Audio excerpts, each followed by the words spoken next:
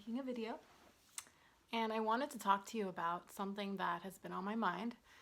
And it's essentially this: it's the overly positive people versus realists. And I'm talking about this just because I've had a lot of conversations lately where this has been brought up. You know, I I'm always in a self-reflective state, and I'm always trying to find out what is the better truth or the more real truth that I can adopt and live by. And for this reason, I don't actually find myself fixed in any kind of belief system. Now, that being said, I have obviously found, and I'm not the only one, that there are things that just make sense repeatedly over and over again and over time. And that body of thought is kind of what creates your foundation by which you live by. So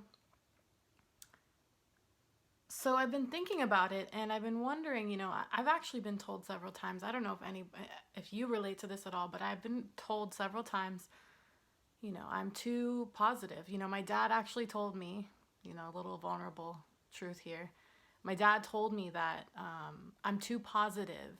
I had a conversation with him once upon a time where I said, Dad, I would really love it if, like, when we talk, you wouldn't be so negative when we talk.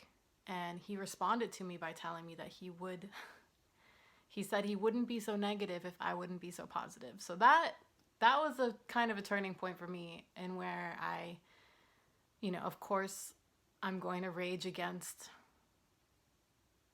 what he's telling me, because I'm a young woman and I'm trying to assert myself in the world. Could change later. But for now, I've lived in a personality where I'm quote unquote overly positive.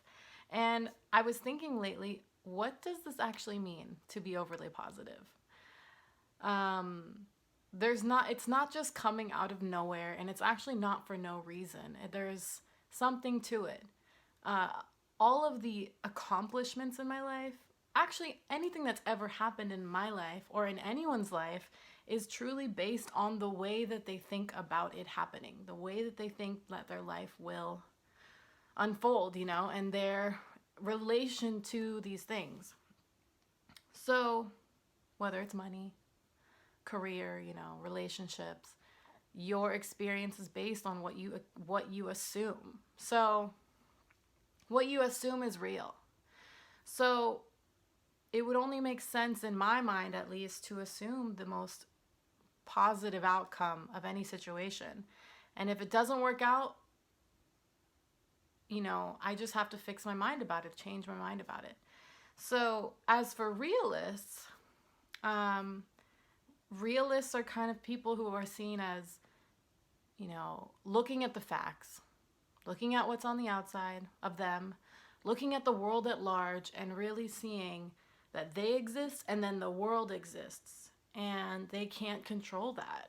And it's not even a matter of controlling on a surface level that so many superficial people, or like this, it's not the superficial version of that. It's very, to want to control your life is a natural thing. It's like controlling your survival. It's trying to live the life that you want to live. And every person, one, has that experience naturally, and two, has every right to. And so I'm saying this because I was thinking about what is the difference and what is actually really going on with these people, the realists as well as the overly positive people. And I realized something. To be overly positive in an actually productive way, it's because you understand what it is that you want, and you're not shying away from it. And you're brazenly impudent, as one of my favorite poets puts it. You're brazenly impudent, going head first into the thing that you want. Realists see the negative or see the thing that isn't working, just like overly positive people do. They look at the problem. But tell me, where do your desires come from? Why do you think that you want the things that you do? Why do you want the things that you want? What made you like that? Is it because somebody told you that you were supposed to want something? Is it because somebody told you actually vanilla is tastier than strawberry? It just, for real, it actually is. No, that is not where desires come from. Sorry if that was a stupid example, but my point is, your desires come from friction. It comes from conflict. It comes from wanting to be better than yourself as you are now. If we were all just to want, or if we were all to just be satisfied as we are, as we sit here today, we would never go towards anything in life, and there really would be no point in living.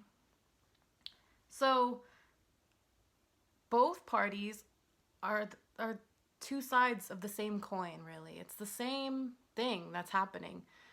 You're both seeing a problem, but the difference between overly positive people is they have taken leaps and bounds, seemingly blind leaps and bounds over the problem.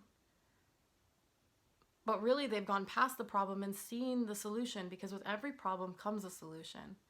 And realists, coming from my perspective, granted I'm biased, realists dwell in the problems, and then they churn and they examine and they measure and they compare each other's problems versus each other, and then they over dramatize, and I can say that because I'm overly positive, But anyway, this is all just to say that both people are having a natural experience, which is wanting more, or seeing a problem and therefore wanting more. But realists come at life from an angle of have a feeling they have to hammer things down, hammer it in, and push and dig and sweat and bleed and all of these painful things, And these also happen naturally because of what realists assume is true. Me, as an overly positive person, I realize, as well as others, I hope, or I'm sure, realize that it's not for you to do sometimes, and a lot of the time, and in fact most of the time, to make your dreams or make the things that you dream of come true, because a dream encompasses all minds to make it happen. And to struggle is unnatural to the dream coming to fruition, coming true. So anyway, I'm just saying all of this because I thought it made a lot of sense, and I'm wondering if it makes sense to you. Just to summarize, realists see the problem and they dwell in it. Overly positive people, maybe they just don't even, they get to a point of not even seeing the problem. That's the whole way of solving it, actually. And that's the beauty of it, by not pretending it never existed, but really only seeing the solution. That doesn't say that the problem doesn't exist, because solutions also can't exist without problems. So that's my story. That's what I have to share, and I hope it helped you in some kind of way.